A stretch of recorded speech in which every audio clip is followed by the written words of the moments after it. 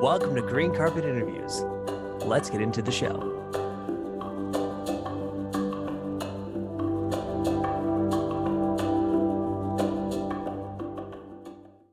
Hey, everybody. Welcome to Green Carpet Interviews, the show where we talk about green carpet things such as the environment, veganism, and all things that are really cool, actually. All the cool stuff. That's what we talk about on the show. Welcome. You're watching the coolest show on wherever you're watching it from. Yeah. You're watching the coolest podcast or the coolest show possible. Anyways, without further ado, my name is Deji Boncoli. I'm one of the hosts of the show. And am I Kindele? I'm the other one. Good. Yeah, good. So today we have Yvette Baker on, who is a lot of stuff, actually. She's a writer, educator, social critic, and animal liberation activist. Her work is devoted to exposing and analyzing the intersections of human and non-human oppression through an Afro-Indigenous lens.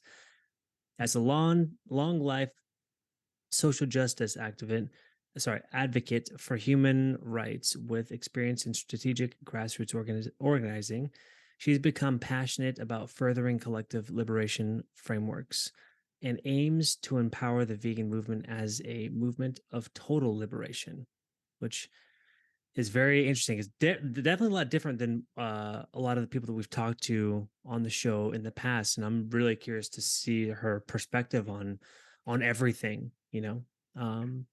So yeah, without further ado, let's bring Yvette on. Let's do it. Hey, hi Yvette. Hello. How are you? Hi, I'm great. How are you all? Very well, thank you. Well. Thank you so much for coming on today. So for those people who don't know who you are, why don't you give them a little bit of a little intro? Give them a little intro. Sure, I'd be happy to. First of all, how dare they? Exactly. Yes. Well, hello, everyone. I'm Yvette Baker. I'm an animal liberation activist, practicing total liberation. I am a writer, an educator. I'm a person.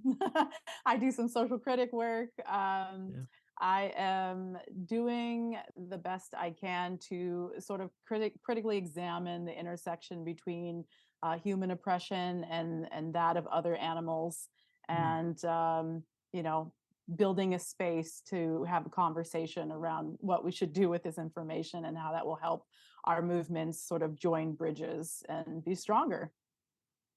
Nice. That's great. That's awesome. So I have a question about because on this show so far, we haven't had anybody draw the comparison between humans and animals in that way. Sure. And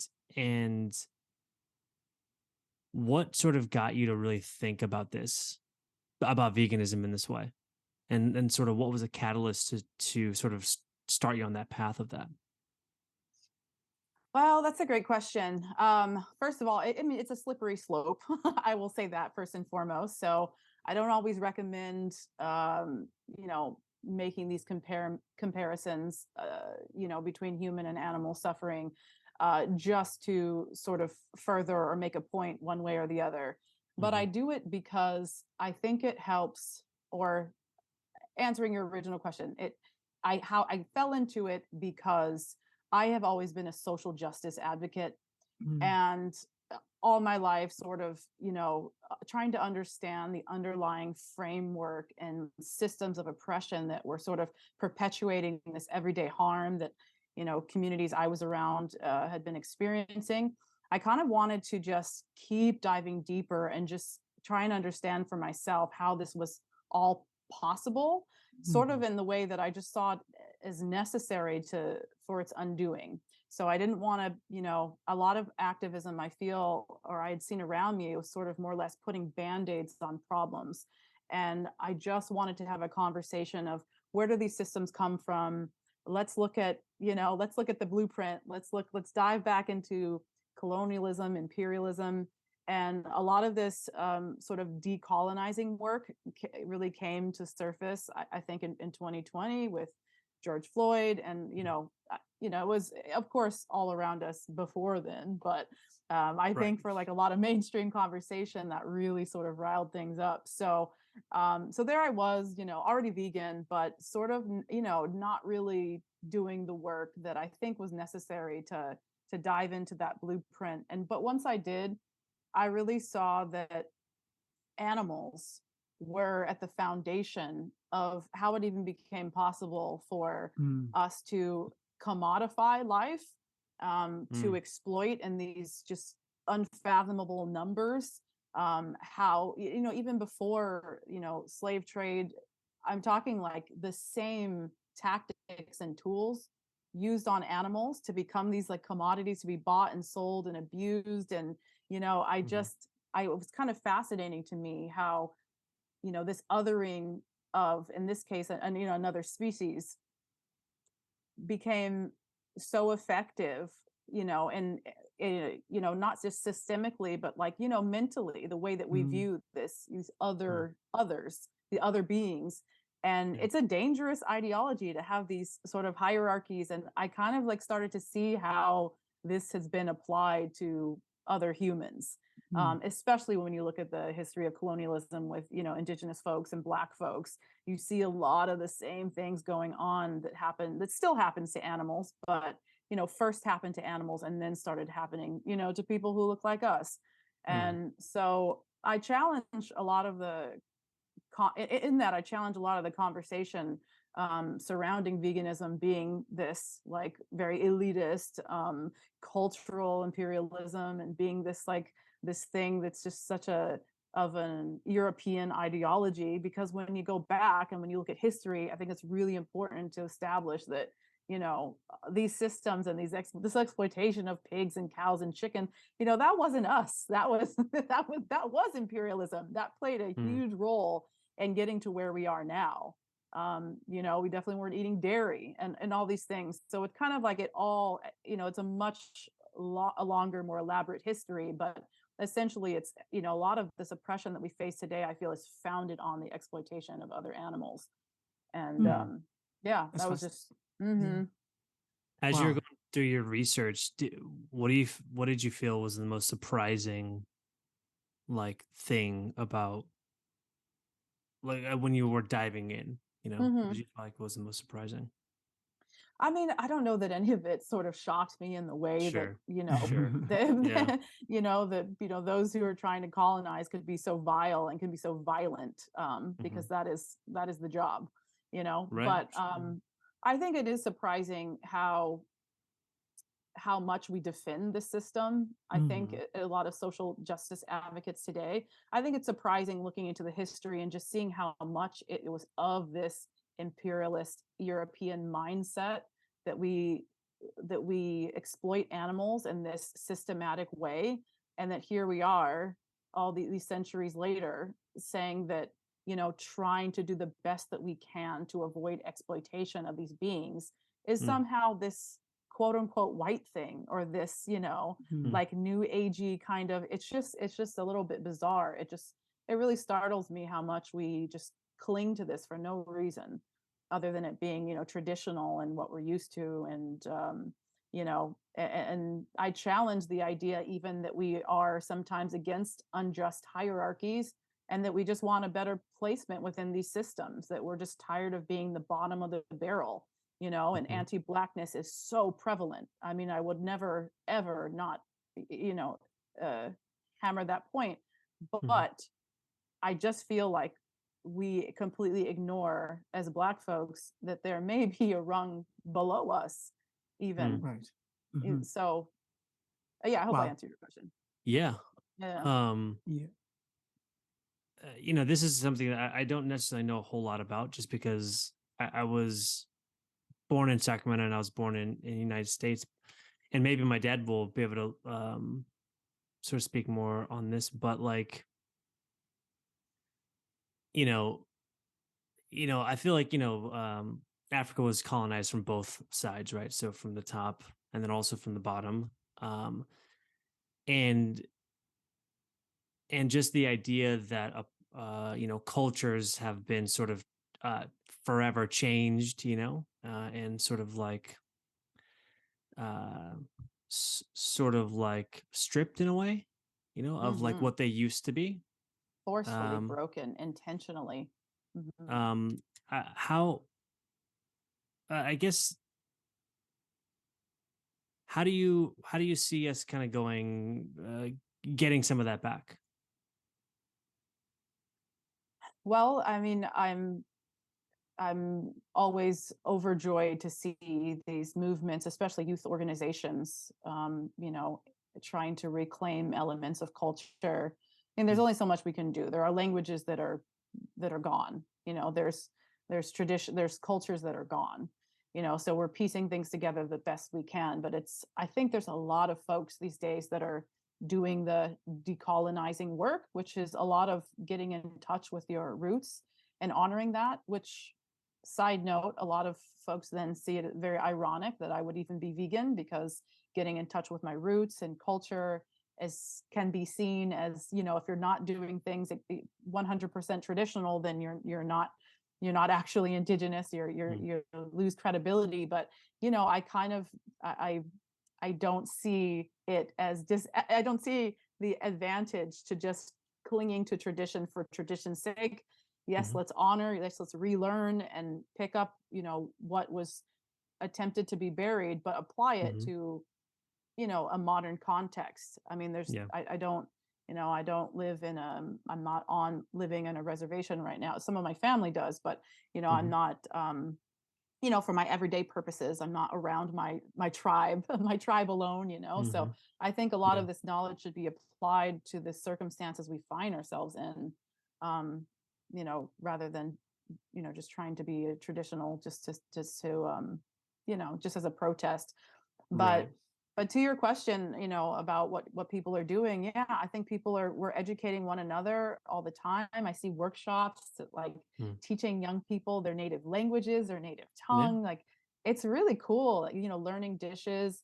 And I see that in the vegan space, of course. I don't bury myself in a vegan echo chamber, I don't think, but I do focus in the vegan area. So it's cool. Yeah, you see language classes, you see cooking classes, you see, like people taking textiles and, like, making clothes that are, Wow. sort of, yeah, like modern versions of what was worn. And it's so beautiful. I'm all for it. And I guess it's just, the elders that we do have, luckily there's a lot of oral traditions and a lot of indigenous communities, so some of this is still, alive and prevalent. But Right.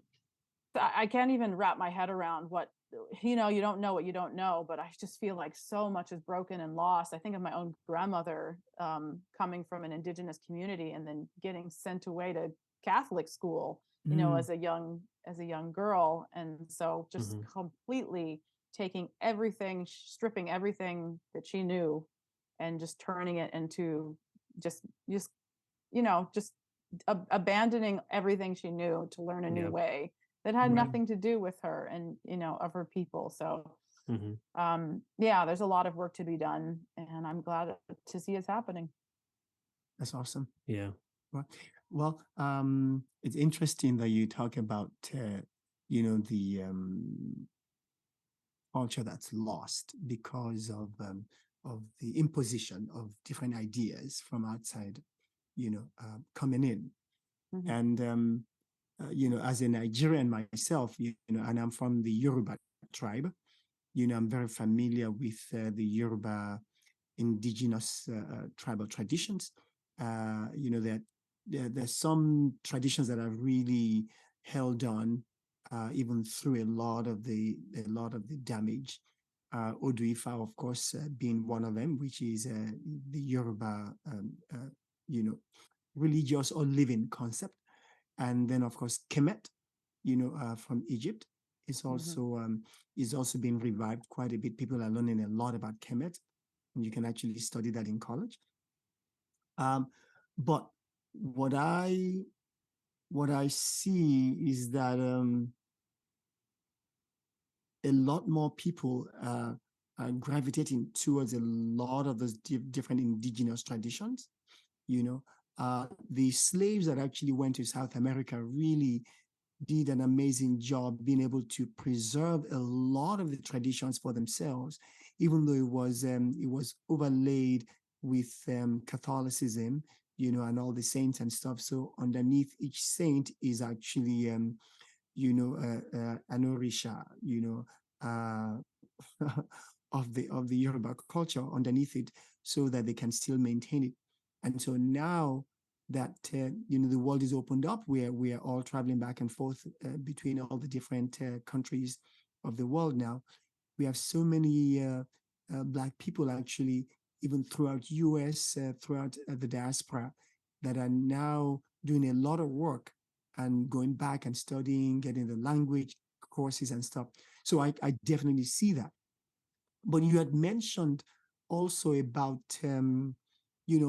the act of colonizing animals at this large scale, and how that there's an intersection between that and the way human beings are being colonized, in large scale.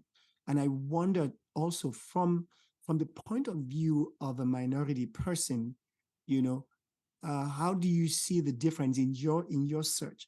How do you see that the difference in the way a minority person sees veganism compared to the majority, how they see veganism, and how do they come together? And what is it? What are the clear differences that you've seen in the way that they either speak about veganism, or they implement veganism in their lives?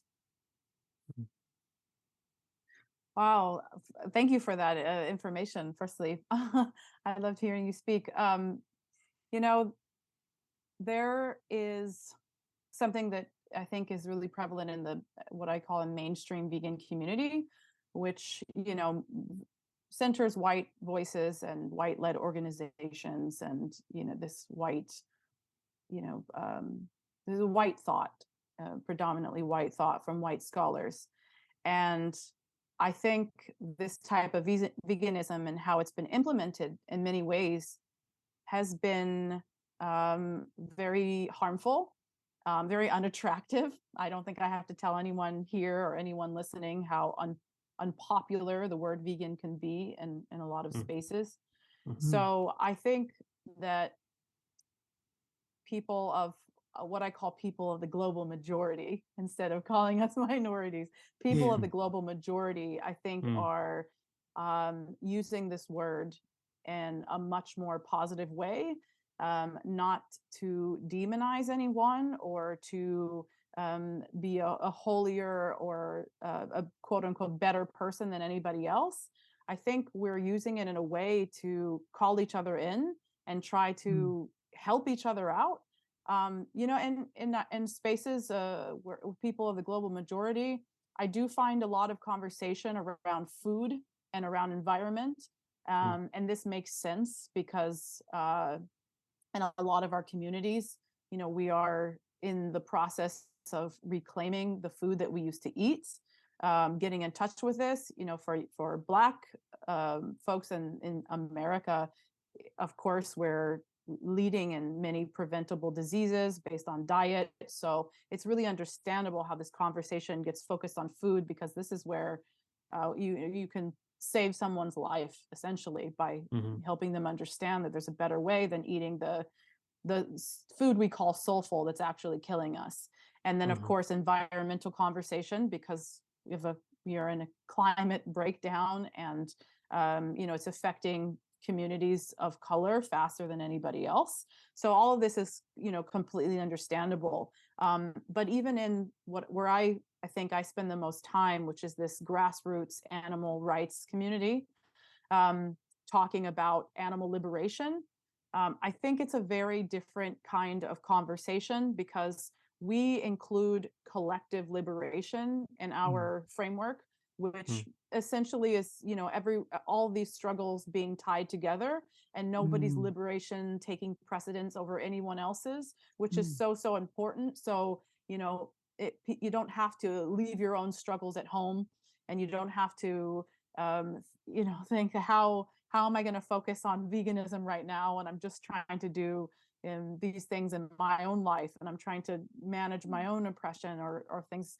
of that nature. So I think the two conversations are very different. And then that is not to say that there aren't mainstream or white vegans who aren't a part of this collective liberation movement. It's just the dominant narrative is that of a very single focus of just focusing on animals, which I don't want to call single issue, because there's a lot of issues within the framework of liberating animals. There's a whole host of things. There's a myriad ways that we exploit animals for profit.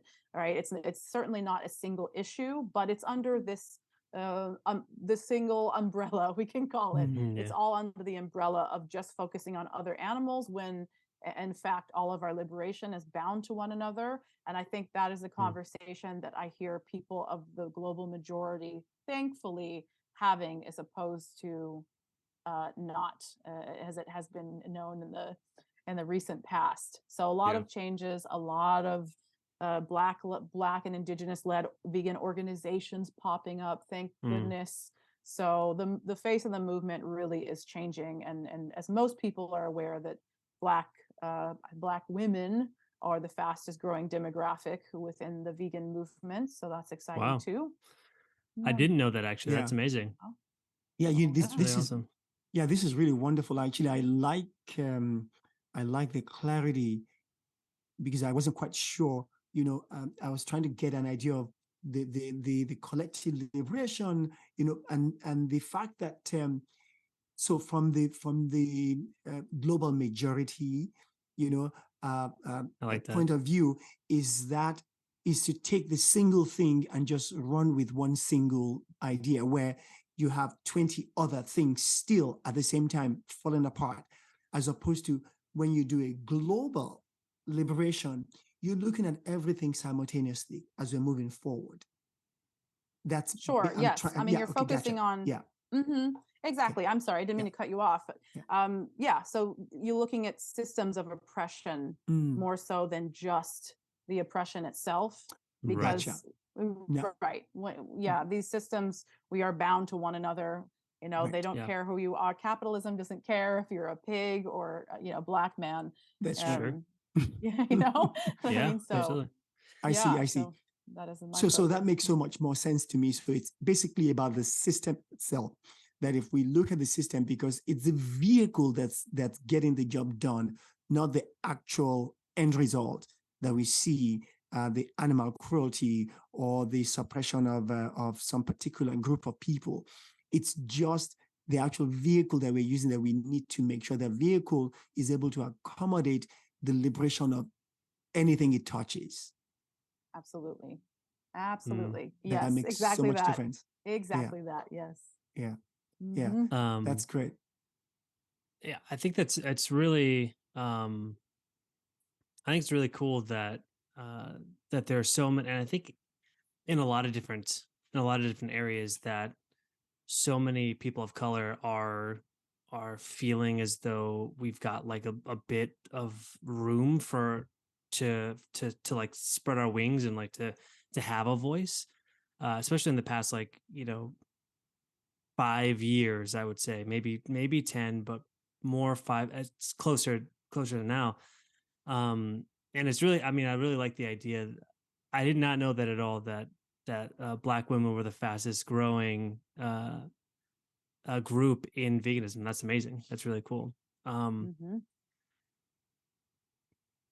feel like it, and this has come up so many times in our podcast, but like the fact that media kind of controls a lot of sort of how we make decisions, and what we're learning, and getting the right type of information is important. And if we're talking about the systems at which, the systems that are controlling a lot of these things, how do we get the right information to everybody, as opposed to getting the information that we've always been getting, which is, does it have to do with money? Does it have to do with, what is your thought on that?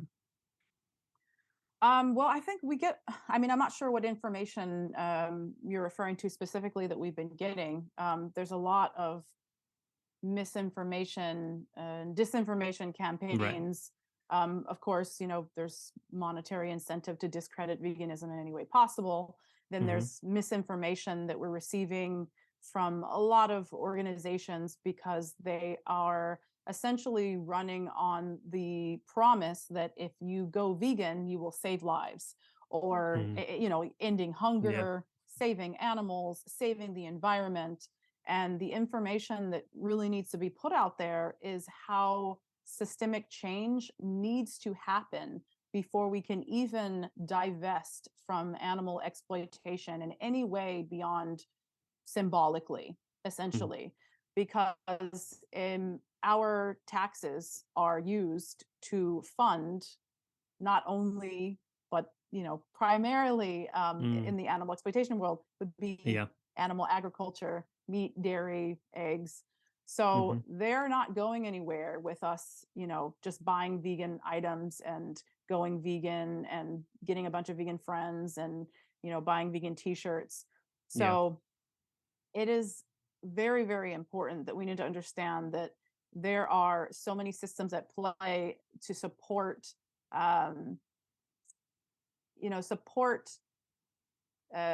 this sort of corruption, I guess I could call it. It's just intentional corruption, where we're thinking that supply demand is our model and all we have to do is disrupt the demand, but the supply will be there.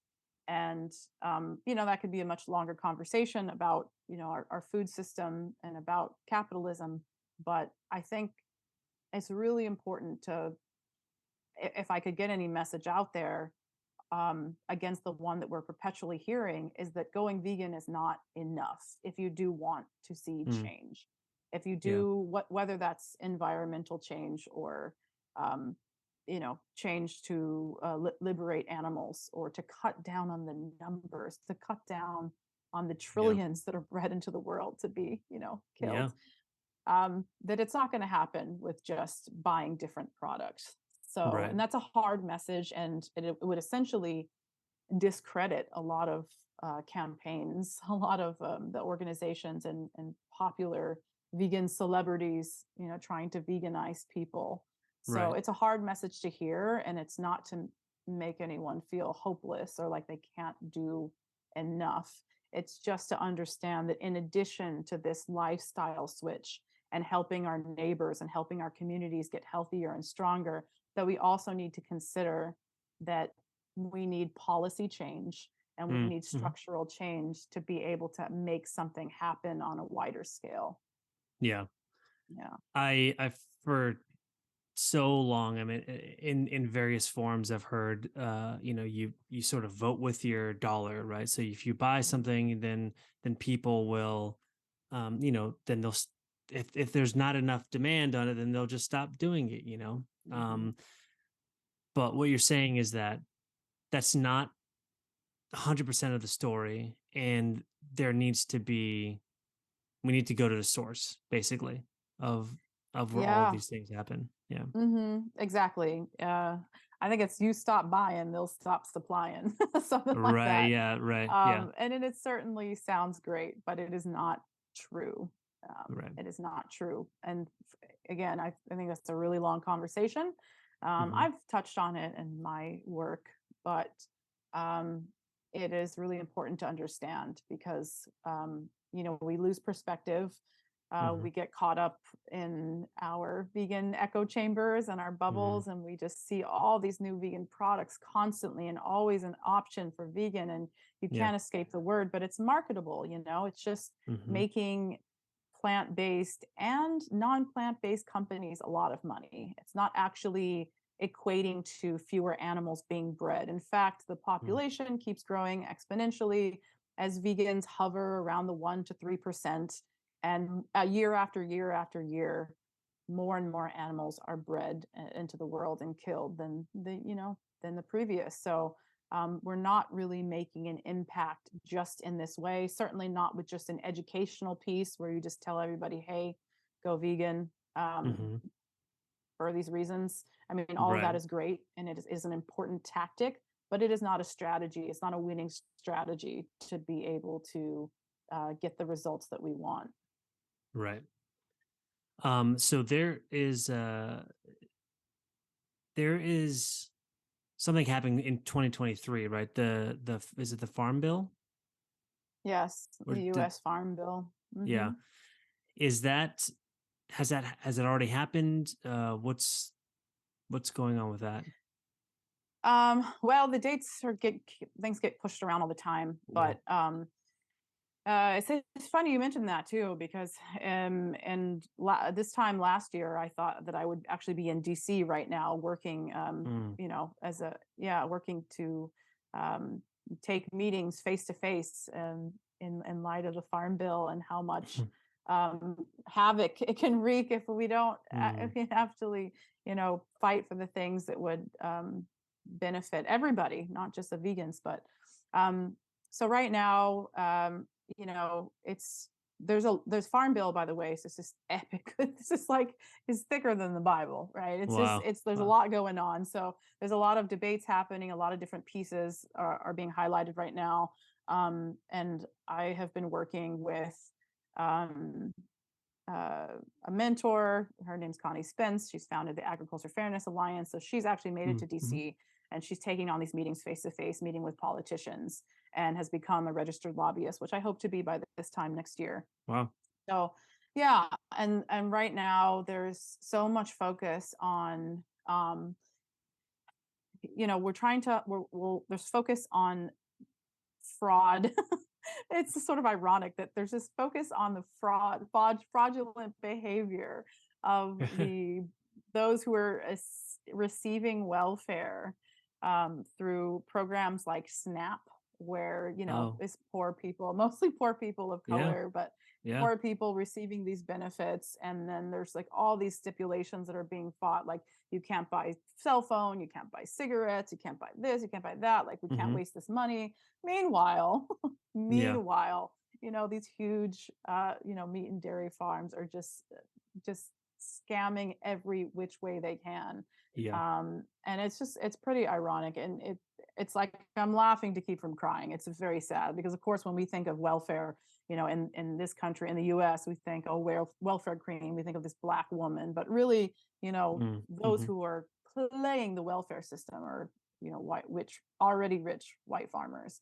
Yeah. Nobody scams a welfare system like they can. So that is a big conversation going on right now. But basically, the gist of it is how to distribute, how spending is going to happen, where we're going to Mm-hmm. allocate all these funds, where our taxes are going to be used.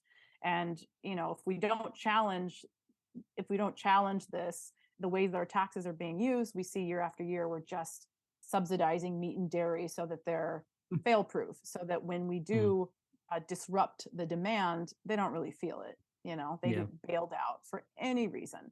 And it's really important right now because with climate changing in a lot of places, there's so many areas that used to support animal agriculture that are now seeing their quote unquote supply, their livestock supply, just completely dying off because they can't get enough water, or it's too hot. Mm-hmm. um so it's a big mess, but Yeah. there are some positive changes being made, especially like school systemic changes right now. A lot of wins happening there, where we're trying to insert plant-based eating and options Right. into Yeah. school systems and remove the That's right. dairy. Right. There's a lot of people working on that. Not enough, not ever enough, but there are a lot of people working on that component, which is Farm Bill related, and Yeah. that's really hopeful. And yeah, Agriculture Fairness Alliance is still working towards well, they/we, I don't want to give myself too much credit because I'm not in DC, but I'm doing what I can from here, has already exposed by data chart after chart where the funds have been going and how they've been Right. abused by Nice. big animal ag. So Yeah. all this talk, I guess, on one of the fun ways that people like to discredit vegans is saying that we're just like backing this big corporate food regime of some that it's like this this is what is already happening. This is what's here. Like Yeah. everything that every critique I hear of vegans and food system, even if this were true of vegans, and if this is what we were hoping for, this like monocropping system. And, you know, Right. there's a big miss when you do that, because of course the food that's grown, the plants that are grown are being given to animals, to other Mhm. animals, you know, to Absolutely. sustain them. You know, these Right. trillions of beings that have to eat as well before they can themselves be eaten. So Mhm. it's just a mess. But anyway, I don't want to derail myself too far from your question. There's a lot going on. There's a lot going on with the Farm Bill. And yeah, you'll see as far as a timeline when things are sort of unofficially wrapped up, it would be about September. Mm, I Wow, see. nice. Wow. The I was gonna say, you know, do you mind just kind of going through? I mean, I'm just thinking about a person who's listening to this and not necessarily knowing exactly like what like these big farm agriculture companies, you know, Mhm. what they're doing that is bad.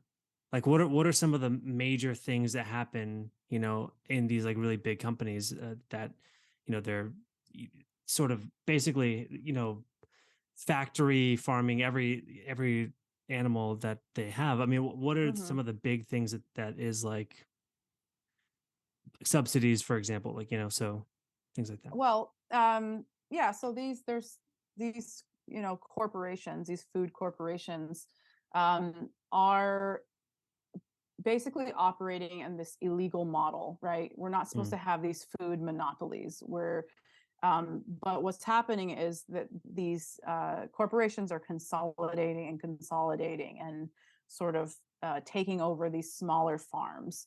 Mm. This you know, romanticizing of this like small farmer, these like medium-sized farms. They're all, you know, that's a fantasy, and it's mm, all you know, just being dissolved very quickly. So mm. they are gaining more and more power, basically just to control. You know, something like 5 corporations controlling like the majority of like pork and chicken, and you know, we Yeah. just have this idea that there's just all these companies, but it's not. It's you know, these like Yeah. 5 entities doing most of the damage. I mean, the Hmm. damage that they're doing. I mean, we could start with environmental damage, of course. Um, you know, and a lot of heat comes on top of factory farms, which a lot of folks can already understand is inherently very cruel. Yeah. Having animals so confined in these spaces, and you know, just being held against their will, and ultimately you know, murdered. Yeah. But I think the biggest one of the biggest areas of cruelty is that we even breed animals into existence to be a food commodity, especially Mm. in a way where we center profit beyond their well-being. So even if you believed Right. in this animal welfareism, where you wanted the animals to be happy or okay before they die, well, I mean, they're being genetically like modified to be these like fatter versions of what they would be, that they can't sustain their own bodies. They're laying more Hmm. eggs than they would naturally by a lot, Hmm. from like 12 in nature to 300 on a farm, right? So there's Yeah. like inherent cruelty. But these you know, these factory farms are also positioning themselves in areas that are heavily concentrated in black and brown areas, Mm. right? And they're Mm. getting there's communities of color that are taking the brunt of the air pollution, the water pollution, you know, having high rates of cancer and asthma in these areas, and not to mention the exploitation in the work itself. Again, heavy on Black, Indigenous, immigrant communities that are really susceptible to so many, you know, work violations and this kind of work. There's so much research into the sort of PTSD that it causes and how traumatic it is to, you know, take away life, you know, moment after moment, and this to be your Hmm. job. Mm. Yeah. So, you know, and a lot of this is, of course, you know, as you can tell, you know, ties into the abuse of the exploitation of humans, Hmm. especially, you know, certain humans. And so they're making it so that, well, I mean, they're becoming the big scary thing that most people are afraid vegans will become, right? These like Mm. monsters controlling, or you just have no say. But Sure. it's already happening. It's already happening, and they're just making it so that, you know, uh, you can romanticize the idea of like tradition and like patriotism even, Mm. and like a loyalty to like just good old farming and feeding people, and that it's like of the earth and so natural, and yes, in a way, but it has Mhm. no relation in practice and what they're doing and the way that industrial farming even works. There's no relation to that and the romantic story that they tell Yeah. of the animals roaming around. And earlier, a moment ago, I said, factory farms taking the brunt of this critique, Yeah. but you know, I I I have a major side eye for the, grass-fed, free range conversation and such, because that's still not addressing the fact that if we want to keep things as we are, if everyone still wants their burger, everyone still wants to eat their meat and dairy, to have land where you're going to have all these animals roaming free and living much longer lives in this quote unquote humane way, it's going to require exponentially more resources to sustain a model Right. like this. You just cannot feed this population with this kind of agricultural. So we have factory farming for a reason, Mhm. and so in one way it is very effective. And from a environmental perspective, if we're going to talk about the finite resources, then you know what? I'll be very controversial and say, in that way, I am pro factory farming. Factory farming sounds a lot better than us trying to do this whole grass-fed, free rangey, cage free, which by the way are just marketing terms. So, but I'm Yeah. pretending like they're real. Right. That would be a disaster. Yeah. What they're doing is illegal, and what they're doing is playing this political game. All the good old boys are in these rooms in DC, and they're making it so that they're heavily favored in all the funding and all Mm. this. Fruit, veg, grain farmers are not receiving the same benefits. They're not receiving the same support as animal agriculture by a lot. So Mm. it's not even close. It's not a sustainable model, because you just have so much excess. You have so much financial incentive to Mm. overproduce, knowing that you're going to be compensated for what you don't actually sell. So that's why you have this milk dumping everywhere. If folks don't know about that, they can, Google it, take a look at how Mhm. many hundreds and thousands of gallons, I think millions of gallons, I think Yeah. I'm undershooting it, get dumped into streets, and all this like just Wow. food hoarding. They're not really trying to feed everybody. It's Right, a right. business, Okay. and so that's where it's really frustrating. I think Mm. that Yeah. what they're doing is saying that this is so essential to feeding the world, but it's taking away so many resources, and it's of course going to render everything, all this land unusable, and we're obviously killing ourselves with. I mean, Sure. I'm in the U.S., so I'm familiar most with the U.S. stats, but for Yeah. decades, since 1950, I believe, heart disease has been the number one killer for us. Right. But everybody's concerned if you eat too much broccoli, might you know you might want then Turn green everyone's or concerned something. for your health. Yeah. Yeah, Right. it's a little bit bizarre, but it's endless. It's You- endless. The cruelty, yeah. what's quote unquote wrong with producing animals like this on an Mm. industrial scale is um It's it's endless. interesting, yeah, and I can see that you're really painting a picture, this very broad picture of really that there's no one size fit all, one narrow thing that we should talk about. It's really it's big, and Hmm. I wonder too, like as we are becoming a bigger global vegan community, I wonder if there are scientists or if there are experts in different areas that can then just focus on an area, to say, let's tackle this right here. And then let's tackle this other one so that we have multiple areas being tackled at the same time, but there are subgroups just going within an area so that they can really focus and do that work, and really get it moving.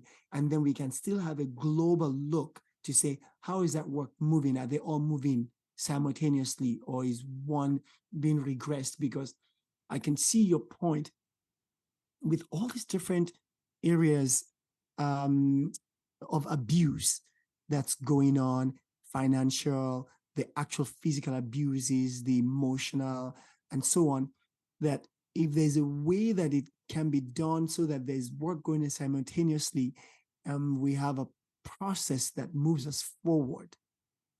I wonder if that's been, if there's any conversation about that going on right now, or that you are aware of in your research. I do. I mean, just generally, yes, there are, and it's necessary for a lot of different pieces to be happening at once. A lot of different focuses. If I'm understanding your question correctly, Right. so yeah, you have, which is why I talk so much about movement building. I think Mhm. beyond anything else, because all of these different components. Not only do I want to show that they're related, but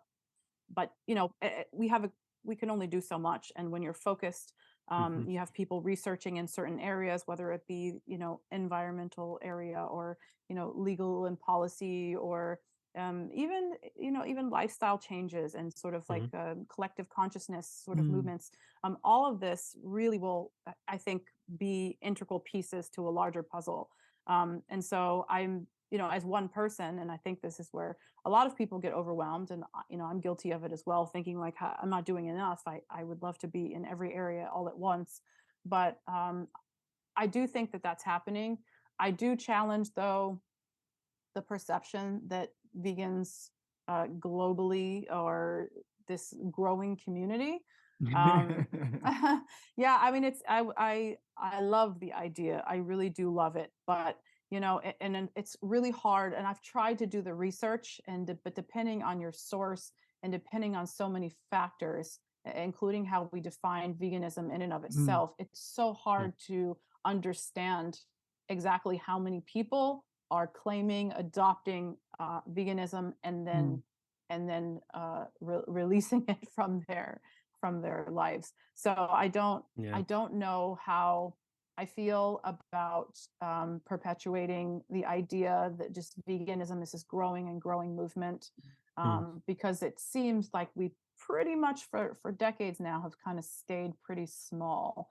And that's okay, because small movements can do extraordinary things. But I think that we are finally, and I hope this continues, understanding the importance of solidarity and allyship with other movements who we have a lot to learn from, a lot to look in the past to see how things were done and how battles were fought and won.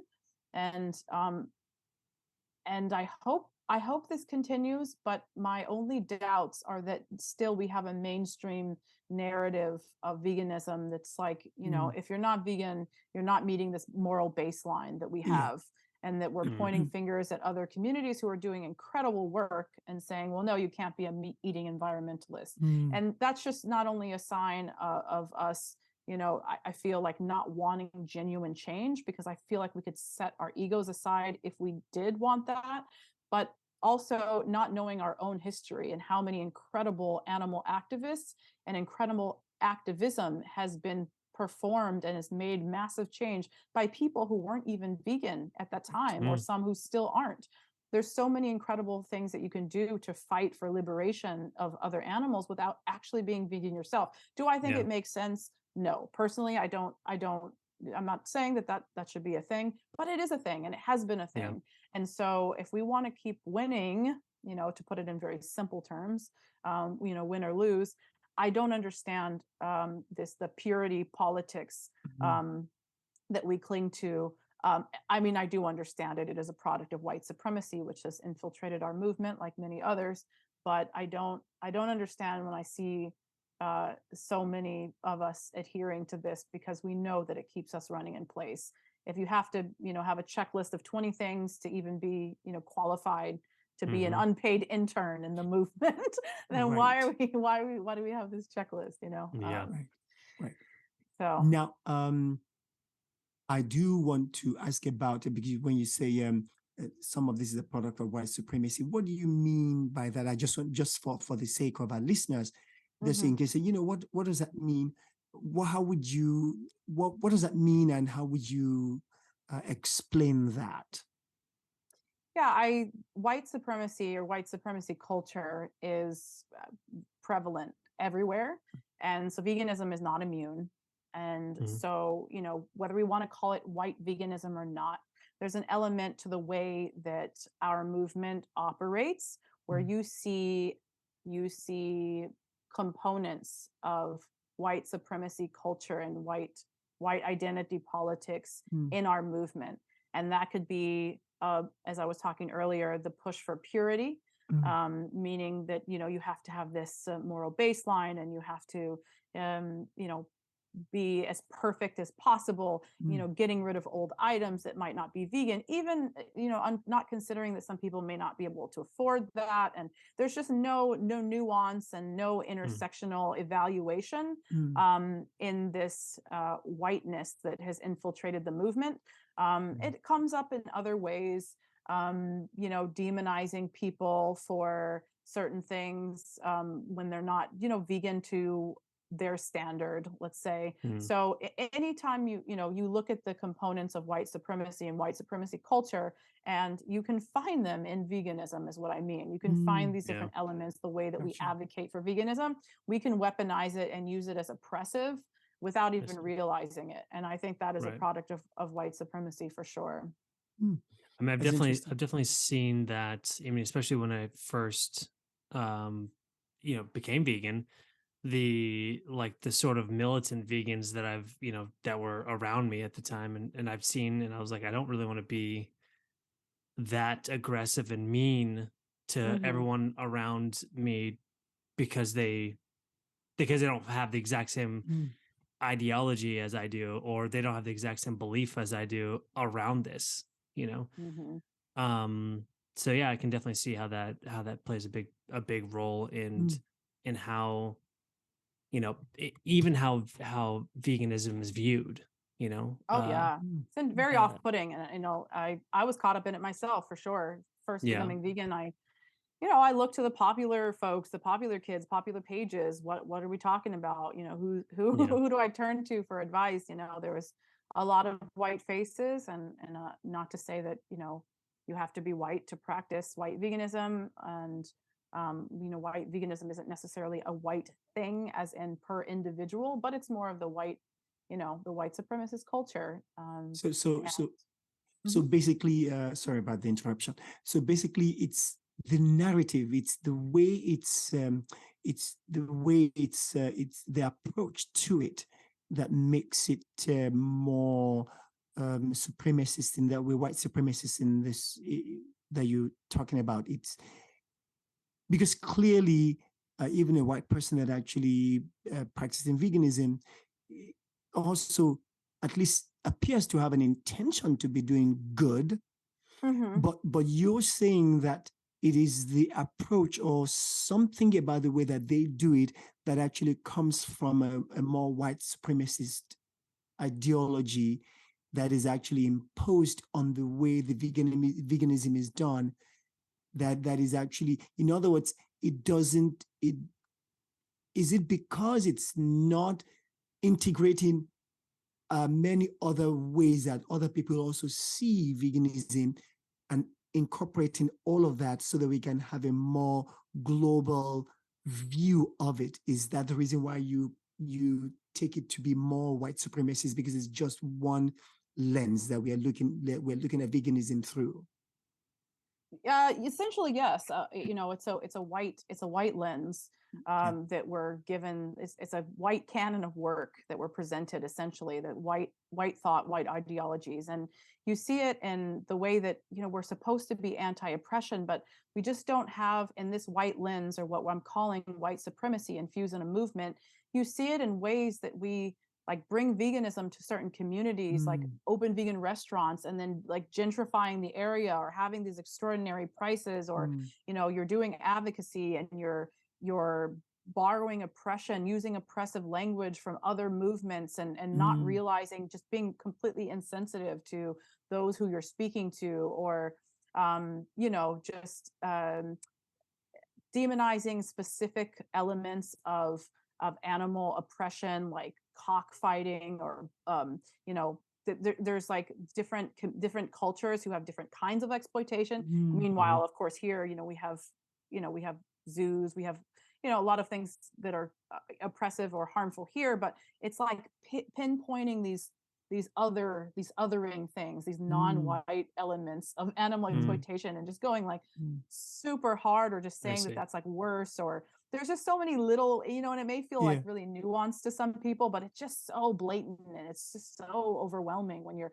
immersed in it and you have your colleagues around you and they're just so insensitive to the ways that you can be oppressive while trying to be anti, it's like having consistent anti-oppression, essentially. You don't want to be oppressive to people at the same time that you're trying to fight against oppression of other animals. So and that doesn't work out well for everybody. Some people really struggle with that, and it's really off-putting when you see racism and homophobia and all these things infiltrating the movement. And white veganism will say, well, you know what? Okay, that's a problem, but we shouldn't bring our own politics into this. Let's just focus on the animals. And they create these really unsafe spaces for people of color to even be, holding protests in areas and not notifying their community of whether this is illegal, or certain properties you shouldn't be on. They don't consider our specific risks when getting involved in illegal acts, or that the police might show up. There's like nothing that's tailored to consider. That's why people say, oh, I'm an intersectional veganism, which is borrowing from another movement, but it's just basically the consideration of all these other elements at play. You can't have a sexist movement while you're trying to combat animal liberation. So you need to consider everything, or everything else. You don't have to fight every single kind of oppression all at the same time. You just need to be cognizant that our oppression is tied together. So don't be oppressive while you're trying to fight oppression. Oh, I see. Now that's collective liberation. Yeah. It's interesting. It's fascinating.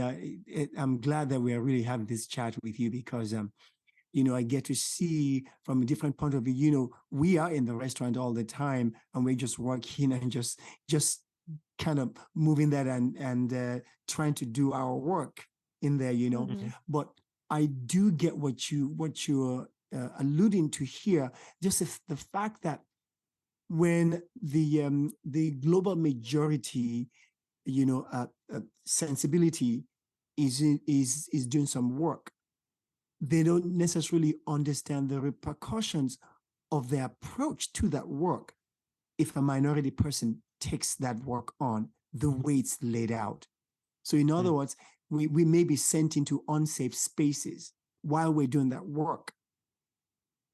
Absolutely. It happens all the time. Yeah, that's interesting. Yeah, I mean, clearly, for example, like I could see that like black cops, for example, that black cops may not be able to do their work in a very in an environment that may be very racist, for example.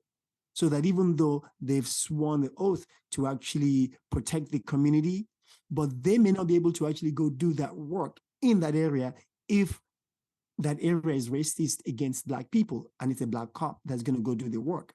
So again, I can see what you mean, that just for analogy's sake, that if there's something that needs to be done, but we don't consider all the different people that's going to be there, and we go into a particular area or a particular field, and we're doing that work, that it might actually, the outcome may be different for all the different people within that environment doing that work.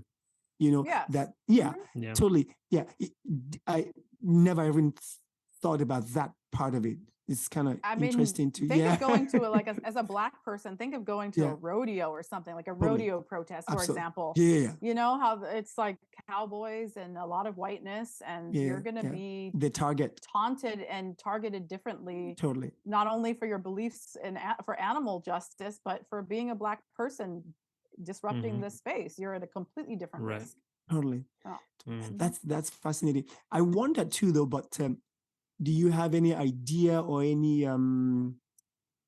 solutions or ways that you think we can begin to combat that type of narrow thinking, for example, so we can do a more global type liberation, Yeah, I for mean, all of us together. sure. I mean, yeah, collective liberation is a growing movement. I do see that, and it's important. And white veganism is talked about more so that people who are curious in veganism but hesitant to use the word because all they're familiar with are these white, ideologies that can be harmful sometimes.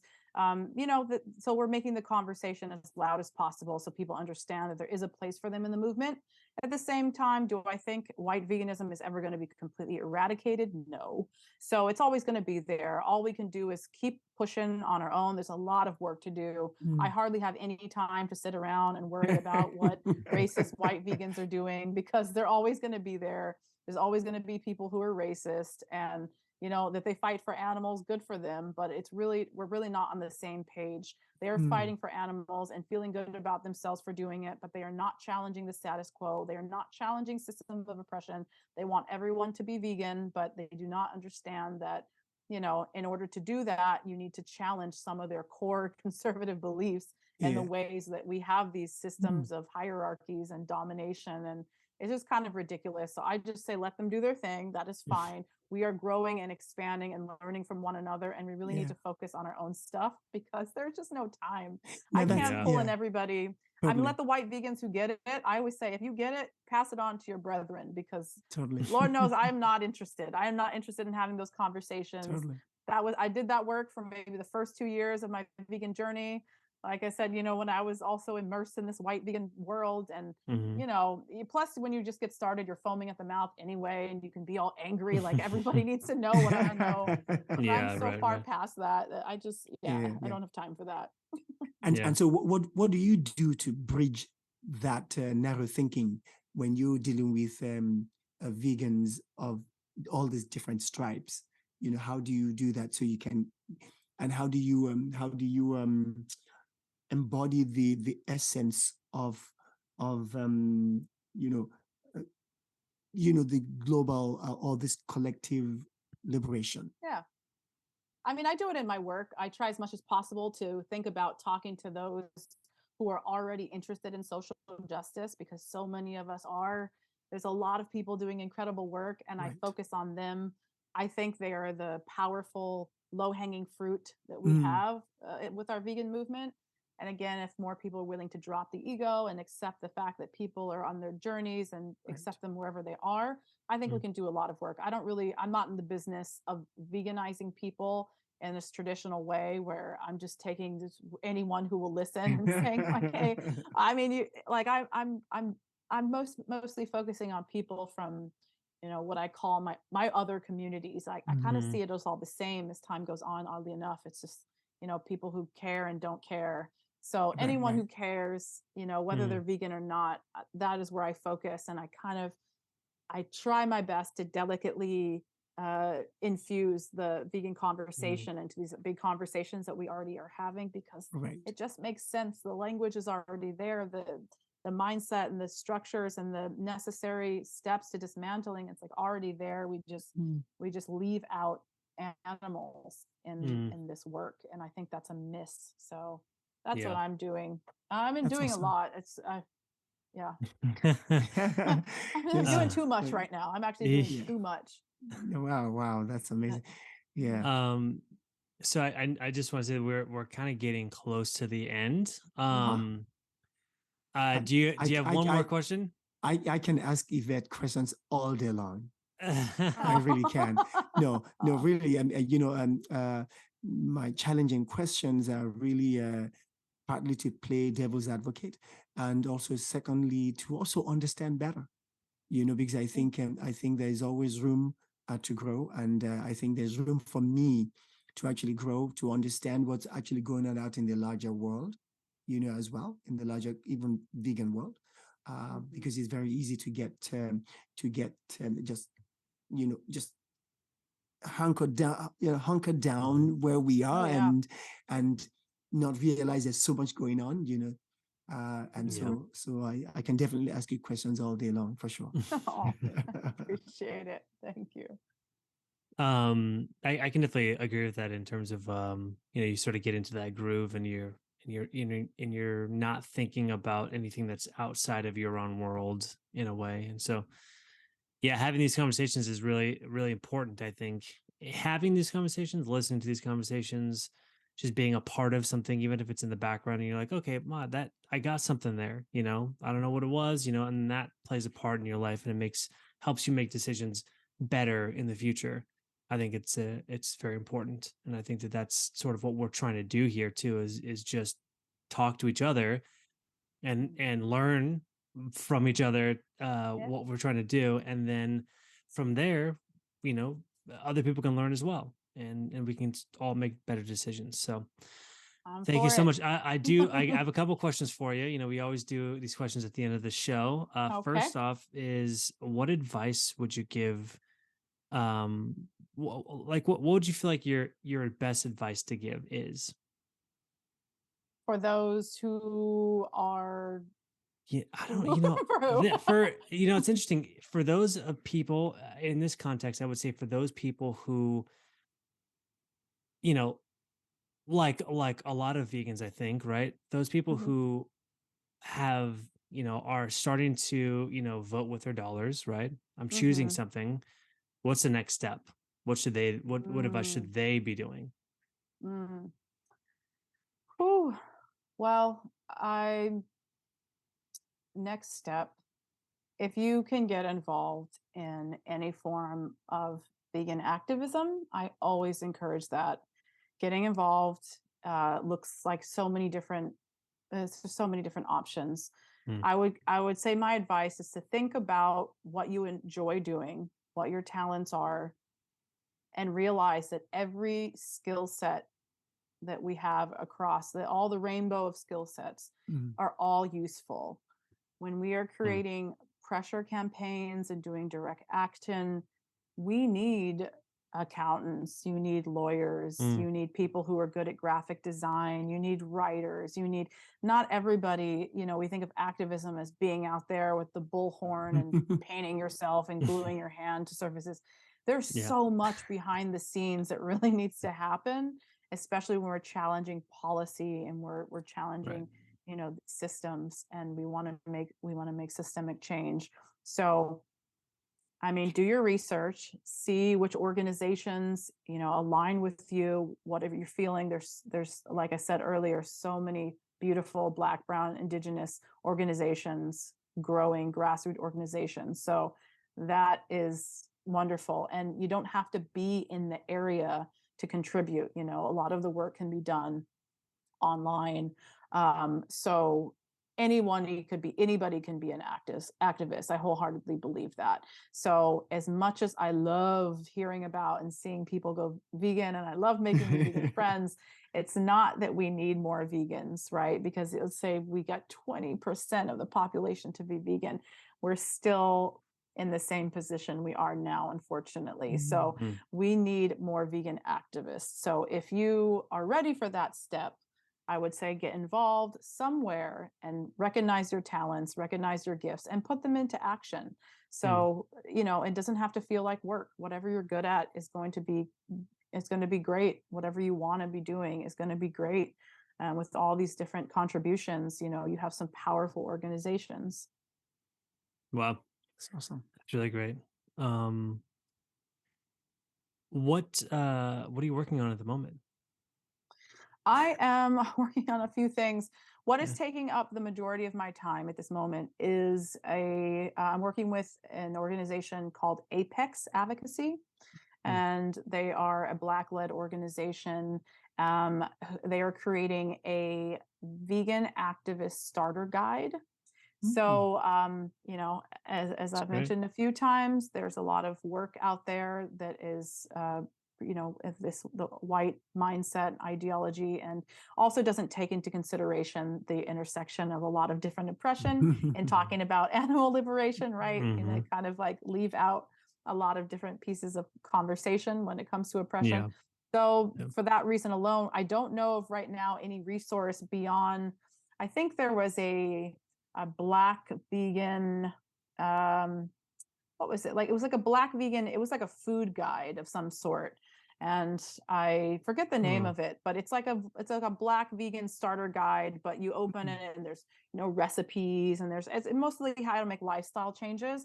This is the only resource, and I'm so sad that I'm forgetting the name, but it was quite popular, and that's the only resource that really considers that considers us specifically, folks of color in a lot of these conversations. So they're creating one, and it's beautiful and it's really exhaustive, and I'm writing it. So Wow. I'm finishing that up.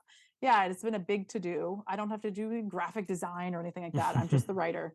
Yeah, it's amazing. But it is, I'm really excited about it. And I really wish there had been a resource like this when I first went vegan, because it would have saved me a lot of time being caught in the BS. Mm. And yeah, I didn't realize Yeah. how harmful veganism can be, giving certain people the bullhorn. So this sort of like, really considers our experience, and people of the global majority, that is folks of color. So Yeah. that is what I'm doing with most of my hours. I also have just local activism, and I still have my hands in DC with Agriculture Fairness Alliance. Yeah. Awesome. And then where can people find you? I hope they don't. No, I you know what? I try. I'm like stay pretty low key. Yeah. Okay. hop onto social media and then I just hide. But I am semi-active on Instagram. So if Yeah. you want to connect with me, that is a good way. I'm at vegan_abolitionist on there. So you can find me on Instagram. Awesome. Well, thank you so much for coming on today. I mean, it's been really, I mean, I know I learned something. Oh, And good. I'm sure that the audience learned something too. So that's really good. And that's what we really wanted. But thank you so much, and we'll talk to you later. My absolute pleasure. Thank you so much for having me. Yeah, you got it. Bye. All right. So we just got done with the great interview with Yvette Baker. Yeah. It was awesome. What It can was we really say? good. Yeah. Yeah. No, I had I really had a different perspective, Yeah. just having heard her speak on some of her interviews before, and but really getting some clarification, and being able to get her to explain what she means was really helpful, and because I think there's a part of me that always wants to find that way to compromise with people, and say let's do it together, as one human race. But I get it, because she's actually not.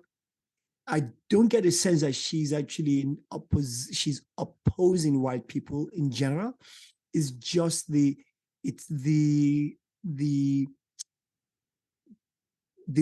space that we're in and the information that we have, which is very Western, European Western culture, learning, education, and so on. So all of us embody a more European history in general and culture. Yeah.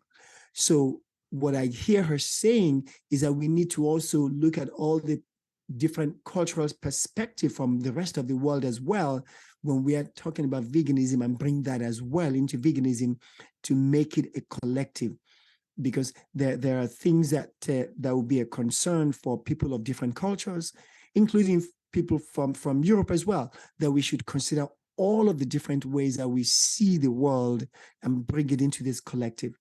That got me a little bit of insight to what she was thinking. Yeah, I definitely think helpful.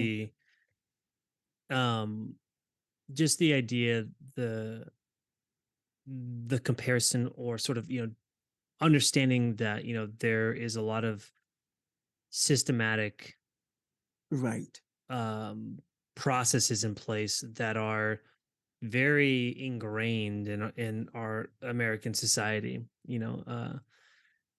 and those ideas didn't really come from the, as Yvette likes to say, the the global majority. The global majority. I was trying to think of the world, Yeah, the global the majority, global right? majority. So Yeah, it didn't really come from that. It came from sort of the white, European people that came into, the United States and or whatever, and had that sort of like that mentality. And I think it's amongst other things, right? There are some right, things that we talked about at the end of our conversation that we sort of developed as a country, United States as a country, that began very, there's it was within government, how Black people and indigenous, Native American people were treated in the United States, and it became part of what the United States was about. right. And these things are also true for how we think of and treat animals. Right, right. These things are, they're systemic. They're hard to Yeah, get away from, and yeah, just voting with your dollars, right? Like we right. said earlier, like, is not quite enough. It's not Yeah. enough to say, oh well, I don't agree with that. Mm, you know that doesn't change anything. It doesn't stop totally. anybody from doing it. Yeah. And so in the past, actually I would say in the past, like, 3 weeks or so, for myself, I have been like, I rewatched the movie Dominion, right? Hmm. um uh and it's sort of like, kind of, rewatching the movie Dominion, and then also the having done this podcast for, I don't even know how many episodes we are at now, but having done, a bunch of podcast episodes, I feel like the way that I'm thinking about, my role in this space is different. It's changed. I think, Mm, it's gotten more like, I feel the need to be more involved, or at least have right. it be more a part of, like, you know, um the things that I do, Hmm. uh, on more of a daily basis. And obviously, I've been vegan, and I haven't like swayed or gone back or eaten anything, or like, I've never really gone away from that, even in a small part, as soon as, once I started. So I feel like in that way, there, for like my diet and the things I've been eating, it's always been vegan, since then.